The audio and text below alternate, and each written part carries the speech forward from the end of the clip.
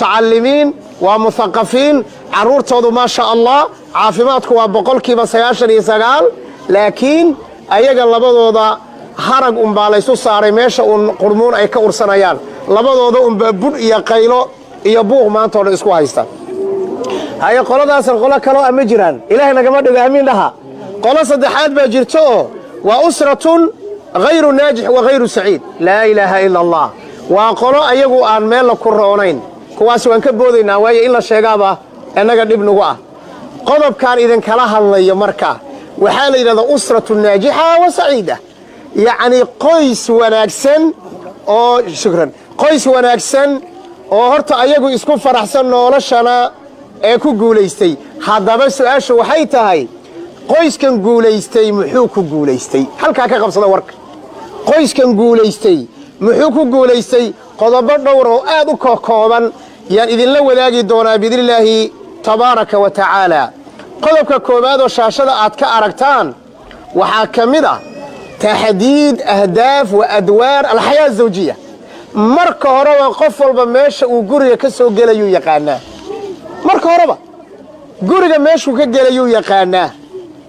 وحو يقانا كان الله قرية سوقلا بيها سوقاضة بيها ماشا كسو قاضة ريان عيالك ماشا وكدر سنها يبيها أيو يقانا قلاسك وبيها كو عبيو ماشا وأفك كسار أيو يقانا كل ذلك وحان كوضا أبوه وحو يقانا وحا لقو ليهي هو يدنا وحي تقانا وحا لقو ليهي قف والبوددي سبابورتا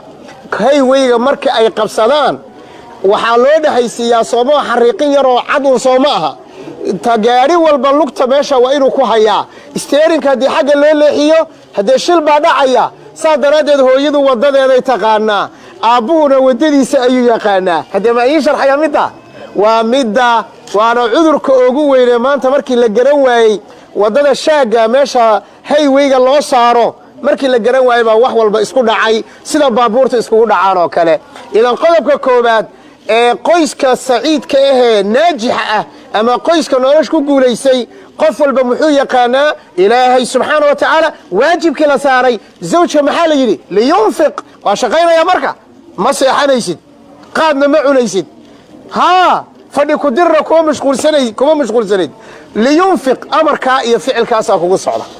قبل ما معي إذا صلت المرأة خمسها وصامت شهرها وحفظ فرجها وأطاعت زوجها هل كاسا لا يورتا هل كاسا لا فددا وإلى الجنة هذا وحي كون جرتا أضيقا إلى أم ساعتشيسو ساساسبا أضيقا سود علي maanta soo shaqaynayay taksiga saaraa ama baska waday ama dhulka xaaqayay ama ayay doonaysaa in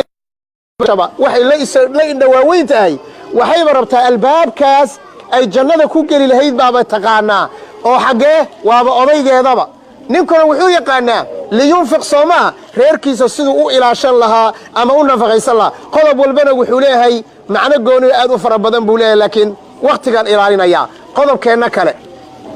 qoyska guuleystay ee naajixa ah ee haddana isku faraxsani waxay yaqaanaan macnaha mas'uuliyadda maxaa laga wadaa horta mas'uul baanahay mas'uulku waa mafcuulkuna waa ma waqaa calayhi ficlu faacil yani waa maxay in maalinta qiyaama wax la ii weydiin doono qaala tacaala waqifuuhum innahum mas'uuluun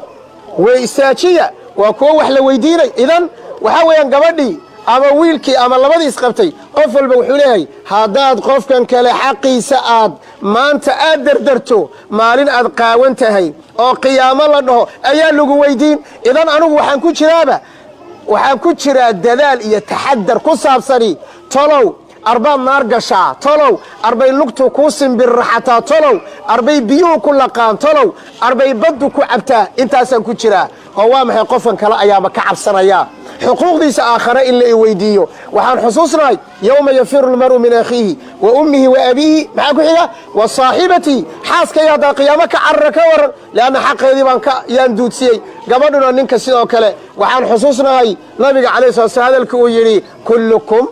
راع قفل بواحول الراع ومسؤول وكلكم مسؤول إيش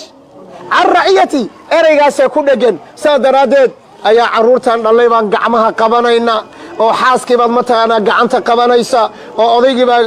gabadhiibaa odaygeeda gacanta qabanaya markaasaa dee wax yar oo dhiba uu dhaco icafi bay leedahay icafi buu leeyahay waa laba qof oo mas-uuliyadda garanaya waxaan doonayaa muxaadaradan markay maanta noo dhammaato inay guryaheenna wax badan ka beddesho inay guryaheenna wax badan ka beddesho hadda meeqa qodob baan maraynaa laba qodob qodob koowaad muxuu ahaa haye telefoon bad waataa ma ku qoratid haye qalin ma soo qoratid oo qoratid haye sheekh xambali baa qoranaya allahu akbar sheekh xambali baa qoranaya aad baa umahadsan sheekh xambali baaraka allahu fiik qodobka saddexaad التعليم والتوازن baa la yidhaahdaa kaalinta caqliga iyo quudinta nafta naftu iyo ruuxdan jirkeennu labuu ka kooban yahay qayb ruuxda la yidhaahdaa cuntay u baahan tahay waa cuntadee waa dikrullah midna waa jirkana muxuu u baahan yahay cuntadee beriis sidaa daraaddeed qoyska guulaystay haa soo maaha yaa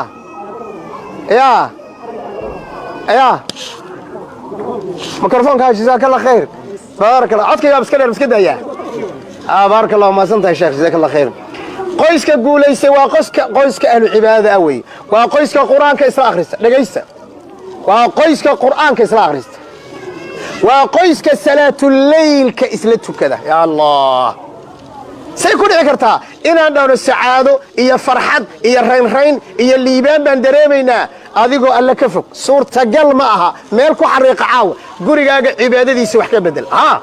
gurigaaga cibaadadiisa wax ka bedel oo salaatuleyl adiga xaaskaaga xaggee istaagaysaa xaaskaaga gadaashaada istaagaysaa leemaada adigaa hoggaanka ah markaasay garanaysaa assalaamu calaykum waraxmatullah assalaamu calaykum waraxmatullah se gadaal bay fadhidaa maxaad u fadhiisatay gadaal maxaad ii soo garab istaagi weyday maxaad ii tukin weyday adugu maya ilaahayba ma amrin oo raggaa mas-uul laga dhigay miyahaa haddaba salaada markii laga baxoy berri aan gaadhno saad hadda iiga dambaysay iiga dambe warku waa dhan yahay saad hadda iiga dambaysay adiguna iiga dambe waa la fahan soo maaha sidaasaa hoggaanka loogu talagalay laakiin guri muusig iyo shaytaan iyo jinni iyo salaad la'aan iyo taariku salaad iyo xan iyo qashin iyo fadhi ku dir aan qiimo lahayn gurigu ka jiro qiimo badan ma saa daraaddeed waxaan u baahannahay ruuxda iyo jirka inaan isu miisaanno gurigana waa inay tacliin ka jirto waan ku celinaya ereyga yaa doonaya inuu noqdo qoys nolosha ku guulaystay waa cibaado iyo aqris iyo tacliim adiga xaaskaaga wax isla barta adiga xaaskaaga isla dhegaysta cajaladaha isla dhegaysta qur'aanka isla dhegaysta tafsiirka culamo badan sheekh faaruq raxmatullaahi calayh sheekh maxamed cabdi umar sheekh maxamed cumar dir iyo culummada sheekh maxamed sheekh aadan sheekh yuusuf waa badan yihiin culummada tafaasiirtooda gal adiga xaaskaaga isla dhegaysta darsi samaysta axaadiida samaysta hadda hal mar yaa inteennan asaga iyo xaaskiisu darsi isla qaataan bal gacanta taaga bal aragnay kow jazaa allah khayran labo saddex intaa basa afar shan gabdhaha 6 7 8 wakukaa waad wanaagsantihiin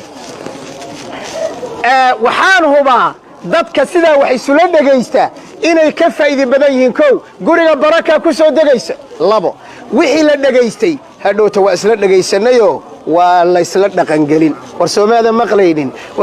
maqlaynin waa la faham soo maaha qodobkaana wallaahi qodob walba waan jeclaan inaan waqti idin siiyo laakiin waxaan oga jeeday USB-gaasi qofkii USB kasta waan siinayaa si reerka mataqaanaa adiga reerkaaga si fiican u fahamtaan qodobka saddexaad waxaa la yidhahdaa ama afraad wey shaambari waxaa weeyaan afraad atacaaruf reerkaaga iyo adiga isbarta wallaahi dadka in badan baan ku nidhi walaalay laba maskax baad kala leedihiin laba see isku garanaysaan labadiinna labadiinna see isku garanaysaan soo inaad fahamtaan maa labadiinna waa inaad subar dan xijaabka si qaad ka hor inta geli marka soma intaasaa okay soma xijaabkaasaa dhibaya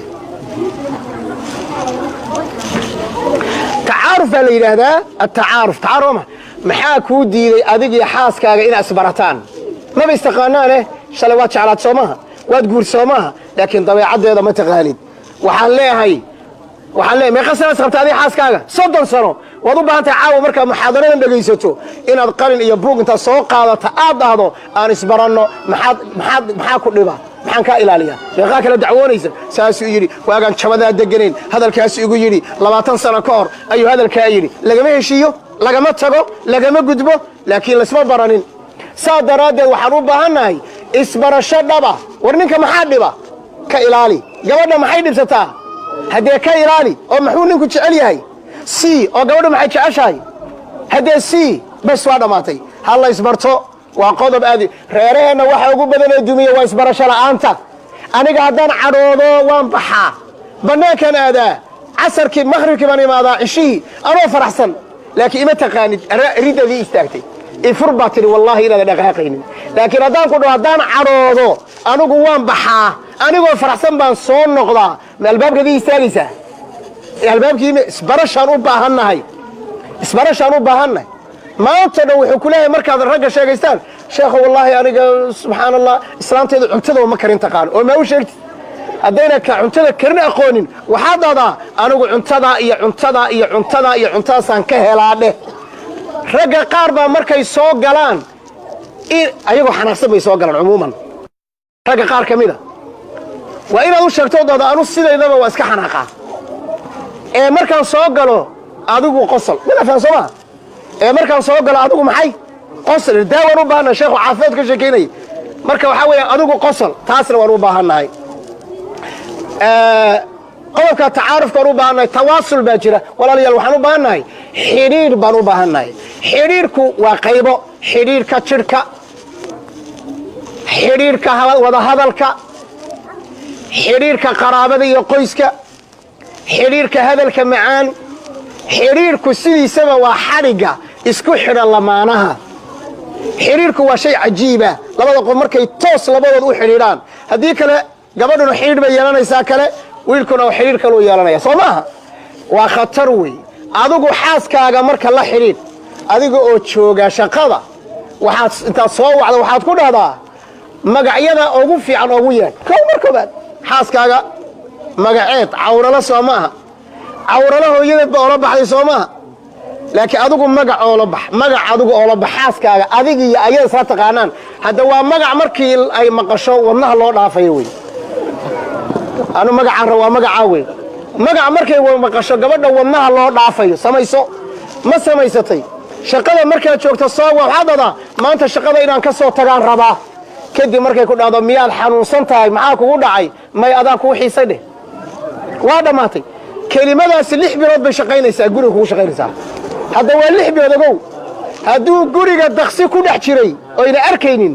markaasay caarcaarada iyo daksiga guriga ku jira intay aragto iyay maxkamadda intay la tiigsatay 6 biloodoo xadhigga u jaraysaa adigana waxaa lagugu soo dhowaynayaa qofkii qof aan ahayn hal kelimaa bedelay hal kelimaa gabadha bedelaysa goortay gabadhu ku dhahdo xabiibii maanta goormaa shaqada ka soo baxaysaa oo uu ku yidhaahdo ma dhib baa jira ay dhahdo maya ma sugi karo maanta intaa shaqada ka soo baxayso hilow iyo jacayl aan kuu qabo hadiyad buu soo gadayaa intuu soo wuxuu leeyahay caawa cashada ha karinin anaa casho fiican oo macaan noo soo gadaye war waxaa weeye reeraheenna intaan u baahannahay xidhiirkaasaan u baahannahay xidhiirka gogasha soo ma aha qodobka ugu dambeeyaad ka arki doontaan oo magac cajiiba aan u bixinno waad arki doontaan ha dhowto waayo qaylo badan baa ka jirta gogasha qodobkana waxaa leeyahay tafaahum labada qof sidoodaba inay wada hadlaan oy wada xiwaartamaan oy isfahmaan soomaalidu waxay dhahaan xoolana urta isku gartaan haye dadku maxay isku gartaan dadku inay wada hadlaan sideedaba tafaahum baa loo baahan yahay anigii adiga waa inaanu markaa isbarannay kadib waa inaan isku fahamno nolosha iyo qaabkay u soconayso qodob kale atawaafuq baa la yidhaahdaa tawaafuq waa maxay fulinta wixii aan isku waafaqnay shaygan anigiiyo adiga isbarasho iyo isfaham iyo tawaafuq wixii aan isku waafaqnay waa inay noo qoran yihiin nolosheennu waa inay noocaan noqoto waa qodob muhiima tacaawun baa jira marka hadda weli waxaan ka sheekaynayaa mar kasta idinku soo celinayaa ha iloobina reerka najaxay wuxuu ku taagan yahay idiin sheegaya waxaa weeyaan atacaawun tacaawunku waa wax wada qabsasho wey labadiinna wax idinka dhexeeyaan inaad labadiinna aad noqotaan maxaa la yidhahdaa wax walba carruurta xaggeeda hadday tahay haddii ay tahay guriga hadday tahay shaqada hadday tahay dhaqaalaha dhaqaaluhu wuxuu u baahan yahay in la keeno guriga markuu imaadana muxuu u baahan yahay dhaqaalihii in la ilaaliyo soo maaha oo dhaqaalihii in la maareeyo oo la tashiilo ayaa gabadhii looga baahan yahay odaygina inuu dhaqaalihii keenaa loo baahan yahay tacaawun baa la yidhaahdaa gabadhii baa xanuunsatay odaygii baa xanuunsaday ninkii baa xanuunsaday tacaawun xagga caafimaadka tacaawun xagga wax walbaba labada qof waa inay ayagu isgarab istaagaan waa inay isgarab istaagaan labada qof qodobkaa waan celcelinaynaa weliba ragga aad baa looga calacalaa wadogtiin soo maaha ragga mawduucaasi aad bay gabdhuhu ooga sheegtaan marka aanu gabdhaheenna caawinno kolba sheexambeli baa aag fadhiyo oo asal ahaanna reer baadiye ah oo baadiye ka yimid hadhu wuxuu ku dhihi marka aan u dhaho tacaawun bay gabadhu u baahan tahay jikada intii lala galo markay basasha jarjarayso adiguna inaad mataqaanaa baastada ku rido wuxuu dhihi sheekh jooji waxa waa qorqodonnimo jooji waxaad dumarkaa nagu barinay waxaasi waa qorqodonnimo halkani qorqodo kama aha hadday meel qorqodo ka hay soo ma aha halkan waxaan u baahannahay maxay inaan gacanta isqabsanno waxaa idiin sheegayaa ninka xaaskiisa caawiya way ka jeclaanaysaa oo way soo dhowaynaysaa oo way ixtiraamaysaa way qadarinaysaa waayo waa nin garab istaagan mar walbaba qodob kale waxaa la yidhaha wallahi qodobka waa muhiim sheekh xambali tashaawur labada qof waa in ay wada tashadaan labada qof waxbay isku darsadeene waxay isku darsadeen waa inay ka wada tashadaan caqligiibay isku darsadeen oo xoolihiibay isku darsadeen xataa dhacaankiibay isku darsadeen oo aniga keligay waxba dhali waaye adiguna keligaa waxba dhali weyday markaan wax isku darsannay unbaan wax dhallay saa daraaddeed waa inaan wixii dhexdeedna yaalla hadday dhaqaalo noqdaan iyo hadday maskax noqoto iyo hadday mustaqbal noqoto iyo hadday wax walba noqoto waa inaan xataa ilaahay wuxuu tilmaamay ilmaha naaska laga goynaya waa inay ka wada tashadaan waalwaalidaatu yurdicna awlaadahunna xawlayni kaamilayni liman araada an yutima aradaaca wacala almawluudi lahu risquhunna wakiswatuhunna bilmacruuf laa tukallafu nafs ila laa tudaara waalidatun wacala alwaalidi fain araada fisaalan can taraadin minhuma watashaawur haddii ilmaha in naaska laga gooyo ay noqoto waa inay labaduba raallina iskaga yihiin weliba ay ka wada tashadeen waa ilmo caanihii laga goynayo buu alla leeyahay subxaana wa tacaala tashaawur baan u baahannahay labadii qof inay si dhaba mustaqbalkooda wax looga wada tashadaan alixtiraamu waalrifq waxaan u baahannahay wax qodobka waa naga maqan yahay culama allahi guri ma jiro wanaagsanoo istaagay ilaa waxaa gurigaa istaajiyey intaan soo sheegnay kadib waxaa istaajiyey alixtiraam almutabaadal yacni ixtiraam labada qof kana xaggiisa ka imaanaya markaad caqligii iyo shaksiyadii laakiin guri layscaynayo oo laysqadarinayo oo odaygii mataqaanaa lagu candhuuftufayo ama gabadhii la xaqirayo laleeyahay maxaa tahay naag baa tahay guriga ama ixtiraam baa yaalla laa gurigaas ixtiraam ma yaallo ixtiraamku labada qof inay isweyneeyaan oo isqadariyaan oo isqiimeeyaan ayadana iyo rifqiga maxaa yeelay nabi sal ly slam wuxuu yidhi ma karaameeyo dumarka ilaa kariim ma ahane nin wanaagsan ma ahane ma ihaanaysto ilaa nin la'iima ma ahane almawadda waalraxma guryaheenna waxay ku taagan yihiin almawadda waalraxma aayadda 11 suurat ruum wajacala baynakum mawaddatan waraxma wa min aayaatihi an khalaqa lakum min anfusikum azwaajan litaskunuu ilayha wajacala baynakum mawaddatan waraxma yacni gurigu wuxuu u baahan yahay raxmad gurigu wuxuu u baahan yahay mawadda guryaheenna haddii raxmadda laga waayo oo naxariista laga waayo oo jacaylka laga waayo guryaheennu ma istaagayaan qodobkaana inaannu ku baraarugno waa qodob muhiima alxiwaar wadahadal iyo isqancin labada qof waa laba qof oo bini aadame waxbaa dhex mari karo oo waxbaa ka dhaxeeye maxay samaynayaan way wada hadlayaan way wada fadhiisanayaan miiska ayay wada fadhiisanayaan laakiin marka la xiwaartamaya xaggee lagu wada xiwaartamaya ma qolka jiifka maya qolka jiifka shaqooyin kala u taala gadaal baa ka sheegi doonaa qolka jiifka shaqooyin kaleoo khaas ah oo aad muhiim u ah ayaa u yaalla goormay wada xiwaartamayaan ayagoo cadhaysan maya ayagoo cadhaysan goormay wada hadlayaan ayagoo daalan maya goormay wada hadlayaan ayagoo gaajaysan maya goormay wada hadlayaan ayagoo lala joogo yaanyuur guriga haddii joogto bisad markay wada hadlayaan waa in bisadda laga saaraa labadooda keli abaa wada hadlaya idhegayso waan ku dhegaysan takallam fakir istamic imaqal waan ku dhegaysan taa weeye midda meesha ka jirta qodobka kale waxaa weeye qodobka waa muhiim jiddan alqudratu calaa muwaajahati duquuط alxayaat waxaa weeyaan in aragti iyo adkaysiba loo yeesho noloshu way isbabedeshaa nolosha faqri baa imaada nolosha xanuun baa yimaada nolosha khilaaf baa yimaada nolosha dawladda xaggeeda wax kaaga imaan oo jawiga xaggiisa wax kaaga imaan oo deriska xaggiisa wax kaaga imaan oo tacliinta xaggeeda wax kaaga imaan oo caafimaadka xaggiisa ayay labadii qof mid kamida wax ooga imaan amniga iyo nabadgelyada ayaa xaggooda wax ooga imaan nolosha isbedbedelaysa waa inay labadii qof ay si dhaba isula falgalaan التأني وعدم العجلة دجنان قلبك ومهمة دجها يفرع تأني دجنان لبض قف وفي رسالة ذاتك الشيطان بعد دجها إن بدنوا كمذا كجاء الدماء سلا درادت أي خلاف يرمركوا النوع وحيلها يفر أصير وحيلها وان كفري مركاسي وحيلها إيه لما يستر صوما دعضو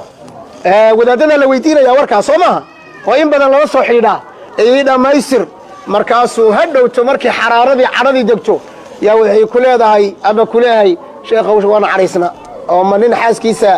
buskud afka u gelinayaa fura nin walba markuu wax furayo isagoo cadhaysan unbuu furaa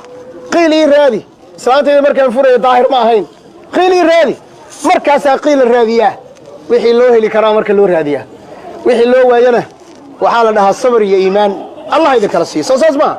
التأني وعدم العجلة ولذلك يا الإخوة كليب يربان idin diraya oo in badan aan ku soo celceliyo oo waxaan dhahaa raggan la hadlayaa aniga iyo shaxanbali aanu ku jirno waxaan dhahnaa xaaskaagu ifur haday ku dhahdo macnaheedu waa ifahan macnaheedu waa maxay waxbaan tabanayaa ifahan kuma nicbi inay saas tahay waxaad ku garanaysaan gabadh kasta marka la furo gadaal bay farta ka qanintaa ilaa deemid uu rafaasanid mooyano kolka horeba xabsi ku jirtay mooyano sama marka ifur haday gabadhu ku dhahdo adiga awoodda leh bacdallaahi ha furin gabadhe waxay ka wadaa ifahan soomaha waxba iga maqana ila fariiso wa cadam alajala marka yaa lagu degdegin bidillahi tabaaraka wa tacaala qodobka kale التنازل والتغافل qodobka waxaan doonayaa inaan dhaho reeraheenna waxaa dhaawac u geystaa waxa loo yaqaano inaan laysu cudur daarin ama aan indhaha laga laabanin waxyaabaha imaanaya saddex tusaalaadii siinayaaye bal aad u dhegaysa hooya koob caanaa ii keen waa midda koobaad labo xabiibi caano iyo rooti noo soo qabo saddex qaali qado maanta ma taala miyaa qado maanta ma taala miyaa saddexdaa qodob baan rabaa inaan sharax yar idinka siiyo qodobkooda waa maxay hooya koob caano ah ii keen 13 jir 14 jir bay hooyo u dirsatay ama 7 jir roog cagaaran oo qurux badan oo yaala ayay u dirsatay lugta intay wax u galeen ayay caanihii daateen hooyadu marka waxay eegaysaa dembiga iyo roogi gududnaa ayay eegaysaa qayla ayay afka furanaysaa bal waxaan ma indhaha laadahay aabbahaabaa marka horeba wax daadin jiray halkaasaa sheekada laga bilaabaya waa la garsoomaha cunugii sas baa ku dhacaya dhib baa cunugii ku dhacaya laakiin waxaan rabaa caanaha daatay inaan caqiide ka dhigo caanaha daatayna inaan tarbiye ka dhigo caanaha daatay aniga ilmahayga inaan jacayl iyo mawaddo ka dhigo halkaaga istaag koobkii baa jabay adigu wax ma ku gaadheen maya wax kastoo dhacaadaa iga qiimo badan alxamdulilah ilaahay wiilkayga inuu ii badbaadiyey labo koobka dhacay ee jabay malakul mawt baa gacmahaaga kala baxay sidaa daraaddeed anigiyo adiga laftayadu markuu wakhtigeennu dhammaado sida koobka u jabay ayaannu u dhimanaynaa ogow tawxiid iyo caqiidan ilmihii u sharxayaa amaa rooga wasakhoobay dad baanba biyo haysanin saa daraaddeed annaga biyo aan ku dhaqdan haysannaa amaa caanaha daatay carruur adiga kula eg iyo hooyooyin aniga ila eg ayaan xataa cuntoba haysanin ilmihii caqiida looga dhigayaa ma tahay mise maaha reerkii marka mawaddo ilmihii waa isku soo dhowaanaynaa qodobka labaad wuxuu ahaa hooyadii xaaskii oo dhahaysa xabiibi caani iyo rooti noo soo qabo odaygii taxi buu wadaa raalliha tagsiilayaasha odaygii taxi buu wadaa tagsiiluhu maanta waa iska daalan yahay dabcan waxuusan raalli ka imu marka qaarkood qaadaa mar alla markii uu soo daala bay dhahdaa casarkii xusuuso berri carruurta iskuulka caanahoodii rootigoodii siduu u sii waday asagoo faramaran buu imaadaa kadibna mar alla markii arto asagoo gacmaha laalaadinaya ayay dhahdaa oo caaniga rooti ma wadid miyaa alla markaasuu naxaayoo dhahaa alla waan iloobay sida muu dhahay annaga horta yaad wax u qabataa horta majin baad u shaqaysaa annaga nooma shaqaysid dad kale aad u xoog badan tahay hadda carruurtan berri maxaan ku diraynaa waa yahay maxaad noogu sheegi weyday annagaa doonan lahayn halkaasaa carruur seexanaysa iyo oday daalan iyo islaamta dusha ka fuulaysaa markaasaa sas la qaadayaa laakiin waxaan doonayaa inay dhahdo caano ma wadid miyaa dhibaato male ilaah baa noo qorin hadda rooti waxaa guriga noo yaalla bur haddaan qasaya rooti macaan ayaan adigana casho kaaga dhigayaa carruurtana biyo siinayaa musqushi waa ku diyaar kabihiina xagga musqushay u sii jeedaan shukumaankiina waa yeelay orodoo iisoo qabaysa waroo la fahan soo maaha qodobkaa way qodobka aanu doonayno qodobkaa ugu dambeeya odaygii oo maanta oo dhan saaxiibkiiba warkaale maanta aan qadayne waa arkeen waqtiga dhammaaday insha allah kaale aan qadayne markaasuu wuxuu dhaha maya aniga waa la miisaamayaa aniga xaas cajiibaan qabaa maanta qadada guriga iga bisashahay suu u soo socday islaantii oo fadhidoo telefoon ku hadlaysa oo ilaahday haddee guri maanta wax laga kariye waa la garanayo guri wamaa angegnaa qallafnaa safsafnaa mar alla markuu soo galo arkay gurigu maanta inuu abaar yahay ayuu yidhi oo maanta qada maydan karsani miyaa alla maya ee maanta gabadhii heblaayaheeda deriskeenna ahayd buu ilme aabbaheed dhintay soomaaliya ku dhintayoo tacsibaan aadayoo kada markaasuu wuxuu yidhaahdaa marka gurigan horta waaba guri gaajo loogu dhintay halkaas ka bilaabaya gurigan sidiisaba gaajaan noogu dhimannay bal hebel markuu lahaa aan soo qadayno maxaan u yeeli waayey waa la faham soo maa halkaasuu buuqiyo qaylo ka bilaabi laakiin markuu dhaho ma saas ahaa reerka deriskaan allah u naxariis wixii ka dhintay shalay ma garan qadadii kalluunka iyo adduunkaadi siisay yaan weli daacayaa waanba dharagsanahay weli waa la faham soo maaha haddana adu maadaama geeri kuu taallood naxsan tahay waxaa weeye anigaa qada noogu tuuraye orodoo reerkii soo caawi warmada faham warkaa adaa kulli xaal taas intaas looga tegayaa tasaamuxa labada qof inay habeen walba oo jumco ah bisha waa idiin sheegaya qur-aan maa waxa idiin sheegayo laakiin waa tajrubo bil walba jumcada ugu dambaysa carruurta markay seexdaan fadhiista labadiinna kadibna bisha xisaab xidh sameeya maxaana dhex maray maxaa necbaa kadibna warqado intaa soo qaado warqad walba nin walba madaxaaga warqad dhig gabadhana dhinaceeda madaxeeda agteeda warqadda komadiinka qalin saar kadibna subax walba markaad kacayso waxaad berri cuni lahaydna ku qor mulaaxadada aad yar qabtana xalay hadday gogosha kugu xumayd xataa xalay si fiican ooma seexanin dhe mushaar la'aan ba xalay igu dhacday qor waa la faham soo maaha kadibna gabadhu way akhrisanaysaa ninkuna saasuu akhrisanaya waa la faham soo maaha kadibna jumcadii baa laysu keenaya jumcadii baa mataqaana laga xisaabtamaya qodobka iigu dambeeya marka qodobka iigu dambeeya bal akhriya hal mar waxaa la yidhahdaa qiimaynta qolka nabadda qiimaynta qolka eesh qolka magacii caawa intaa reer burlaanka ku seexda qolkaas jiifka waxaa la yidhahdaa qolka nabadda ma aha qolka colaadda iyo xuruubta iyo dagaallada ma aha qolkaas marka waxaan u baahnaya isaga ma tafsiirinayo halkaan ooma dhaafayo maadaama uu qolka nabadda yahay waa in qolkaa xaqiisa la siiyo oo la qiimeeyo qolka oo la qadariya qolka oo lagu murmin qolka oo uusan maxkamad noqonin qolka arrimo badan iyo shaqooyin badan baa u yaalla oo kaba badanba haddii la guto wabillahi tawfiiq